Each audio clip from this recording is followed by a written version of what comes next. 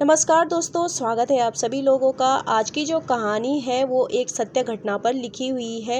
ये घटना मैंने अपने बचपन में सुनी थी और आज भी जब मैं इस घटना के बारे में सोचती हूँ तो दोस्तों मेरे रोंगटे खड़े हो जाते हैं और सोचने पर मजबूर हो जाती हूँ कि क्या किसी के साथ इतना बुरा भी हो सकता है। तो दोस्तों, कहानी शुरू करने से पहले आपसे रिक्वेस्ट है कि अगर आपने चैनल सब्सक्राइब नहीं किया है तो कर लीजिए और इस वीडियो को लाइक ज़रूर करना पूरा सुनने के बाद। तो चलिए स्टार्ट करते हैं आज की अपनी इस कहानी को। आज की कहानी का टाइटल है कर्मों का फल। क्या किस्मत किसी के साथ इतना बुरा कर सकती है? यह घटना मैंने अपने बचपन में सुनी थी। मेरा गांव उत्तराखंड के सुदूर पहाड़ों में स्थित है। वहीं कहीं मेरे गांव से बहुत दूर दूसरे गांव की यह घटना है। दरअसल यह कहानी नहीं, एक सत्य घटना मैंने लिखी है। उस गांव का नाम मुझे याद नहीं, पर वह किस्सा जो मैंने उस समय सुना था पूरा याद है। एक गांव में एक गरीब आदमी अपनी पत्नी के साथ रहता था। पहाड़ों के सीढ़ीदार खेतों में खेती करना और पशुपालन ही उनका प्रमुख व्यवसाय था। दोनों अपने जीवन में काफ़ी खुश थे, पर समय के साथ उनकी एक परेशानी बनती गई। उनकी कोई संतान न थी।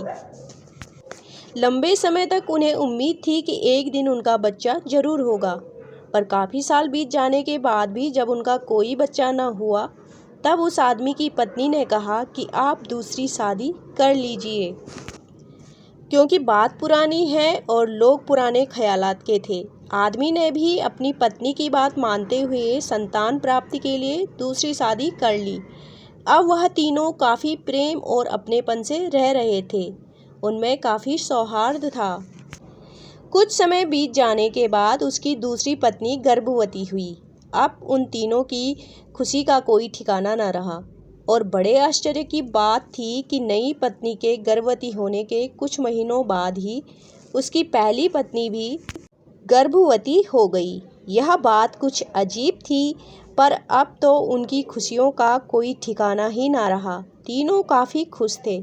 पहले उसकी दूसरी पत्नी ने एक बेटे को जन्म दिया और उसके कुछ महीने बाद उसकी पहली पत्नी ने भी एक बेटे को जन्म दिया। अब तो वह आदमी जो पहले संतान को लेकर काफ़ी दुखी रहता था, उसकी खुशियों की कोई सीमा ही न रही।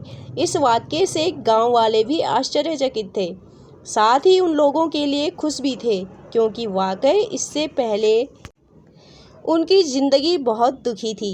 एक तो गरीब, ऊपर से कोई ना रिश्तेदार न कोई सगा संबंधी जो उनका हाल चाल पूछे, ऊपर से निसंतान।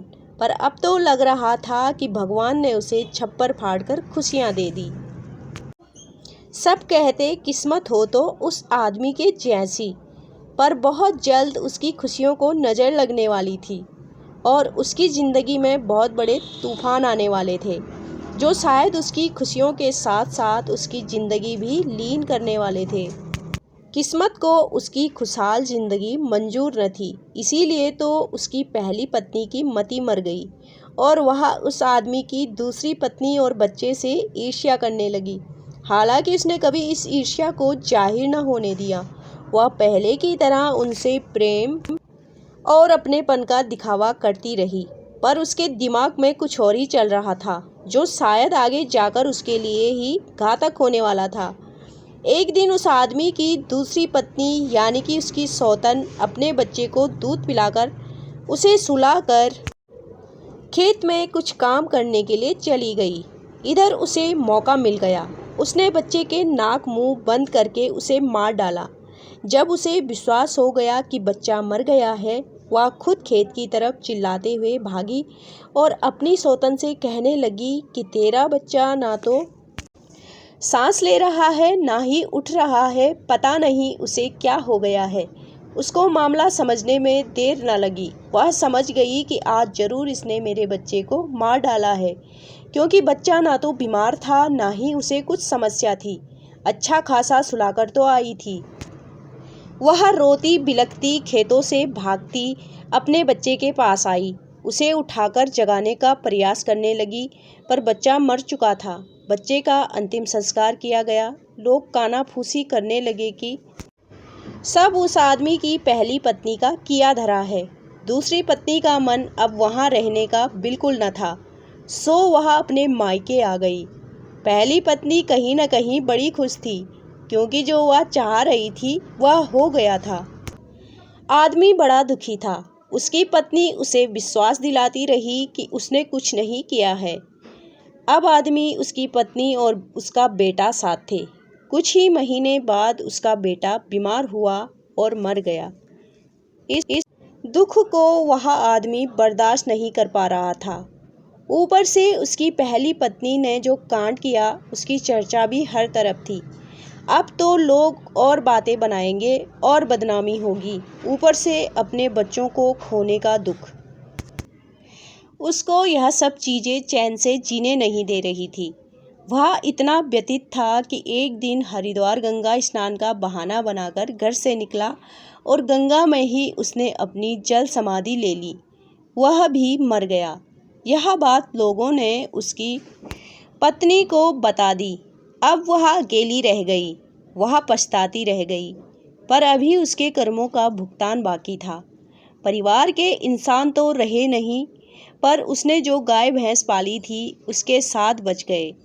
गर्मियों में पहाड़ों में चारे की कमी हो जाती है, इसलिए पेड़ों के पत्ते काटकर पशुओं को खिलाए जाते हैं। एक दिन वह औरत भी चारे की व्यवस्था के लिए पेड़ पर चढ़ी। पेड़ की ऊंचाई काफ़ी थी और वह भी काफ़ी ऊंचाई पर चढ़कर टहनियाँ काट रही थी। अचानक उसका संतुलन बिगड़ा और वह पेड़ से जमीन पर आ गिरी। उसके पैरों में काफ़ी चोटें आ गई थी। गांव के लोग उसे उठाकर उसके घर ले तो आए थे, पर उसके किए कर्मों को देखकर कोई उस पर ज़्यादा दया नहीं कर रहा था। सबको लग रहा था कि एक दिन ठीक हो जाएगी।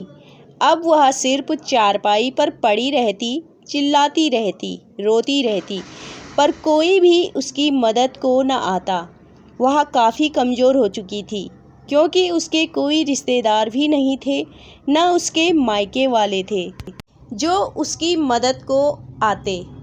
जब उसमें चिल्लाने और रोने की भी ताकत न रही, वह सिर्फ कराहती रहती, तो कुछ लोगों को उस पर तरस आ ही गया। वह उसे डॉक्टर के पास ले गए, जहां डॉक्टर ने बताया कि उसकी दोनों टांगों में इन्फेक्शन फैल गया है, उन्हें काटना पड़ेगा। उनकी दोनों टांगें काटनी पड़ी। वह अपाहिज हो चुकी थी। उसके पशुओं को गांव वालों ने रफा दफा कर दिया। पता नहीं अभी वह जिंदा है कि नहीं, और किसी ने उसकी इसके बाद मदद की भी कि नहीं। यह सभी बातें सोचकर मेरा मन आज भी व्यथित हो जाता है। पर इस घटना से हमें यह तो सीख मिलती है दोस्तों कि इंसान को उसके बुरे कर्मों का फल इसी जीवन में मिल जाता है। इसीलिए बुरे कर्मों से बचें दोस्तों। बुरे कर्म बुरी सोच का ही नतीजा होते हैं। इसीलिए हमेशा अच्छा सोचें, पॉजिटिव सोचें। अगर आपको ये कहानी पसंद आई हो तो लाइक ज़रूर करना और चैनल को सब्सक्राइब ज़रूर करना।